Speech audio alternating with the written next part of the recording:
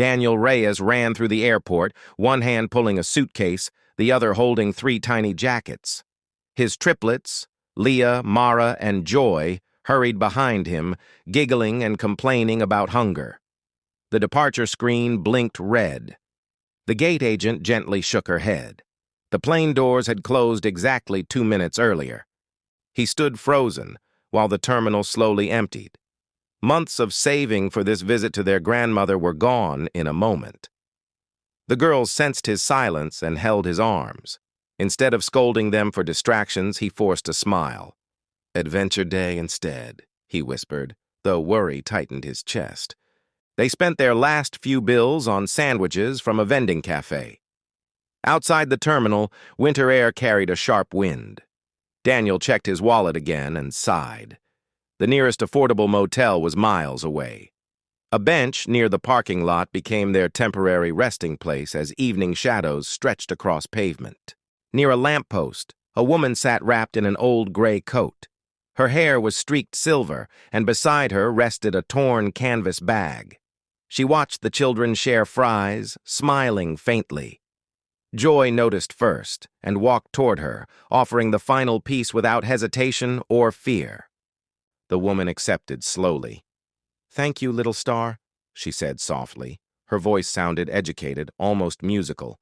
Daniel apologized, explaining they had missed their flight and were deciding what to do next.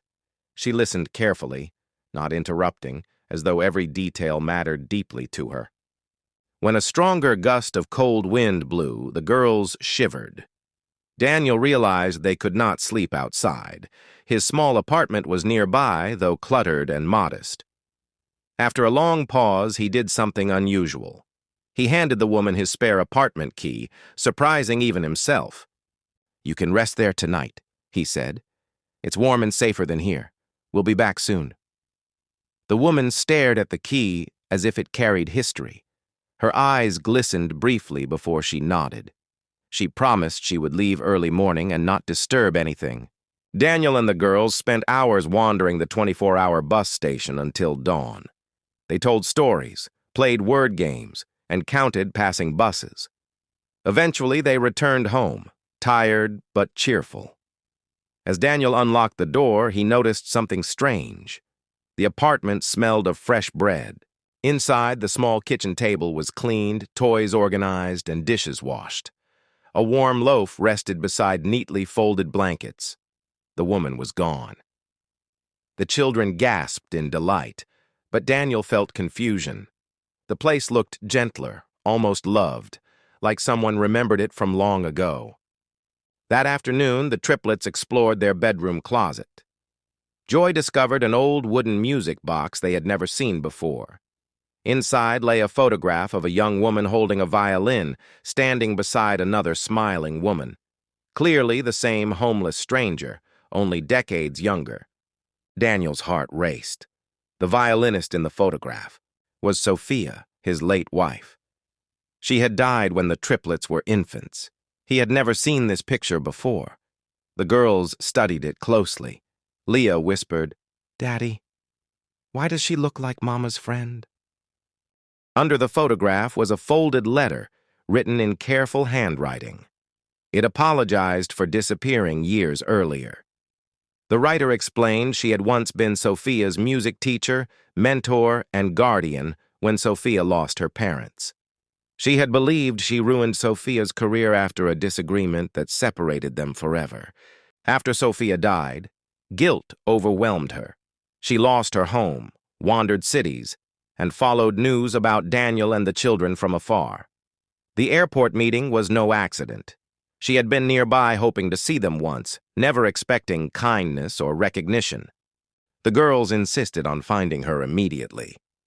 They retraced the path to the airport benches. Daniel worried she would be gone forever. However, near the same lamppost, she sat again, holding the apartment key carefully as though it were priceless.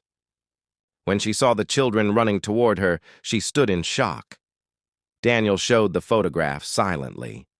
Tears filled her eyes before words formed. She admitted she was Elena, the woman who taught Sophia music and raised her after childhood tragedy. Shame had kept her hidden. Mara hugged her tightly. "Mama wouldn't be angry," she said softly. Elena trembled, overwhelmed by forgiveness she never expected. Daniel realized the girls had recognized something deeper than adults often could. Loneliness mirrored their own missing mother's absence. They invited Elena back home, this time not as a guest, but as family. She played the repaired violin found in the closet, filling the apartment with gentle melodies. The girls listened wide-eyed, sensing connection beyond memory, almost as if their mother's laughter lingered within every note. Days turned into weeks. Elena helped with homework, cooked warm meals, and taught simple songs. Daniel found new peace watching the children laugh around her. The apartment, once quiet after bedtime, now echoed with soft music drifting through hallways each night. Eventually, Daniel learned Sophia had secretly left the music box for him before her passing, asking Elena to deliver it someday. Elena had never gathered courage until the airport moment when a stranger's trust broke years of fear and opened a path home again. The missed flight no longer mattered. The girls gained stories, Daniel gained healing, and Elena gained purpose. Sometimes kindness offered without reason uncovers hidden histories.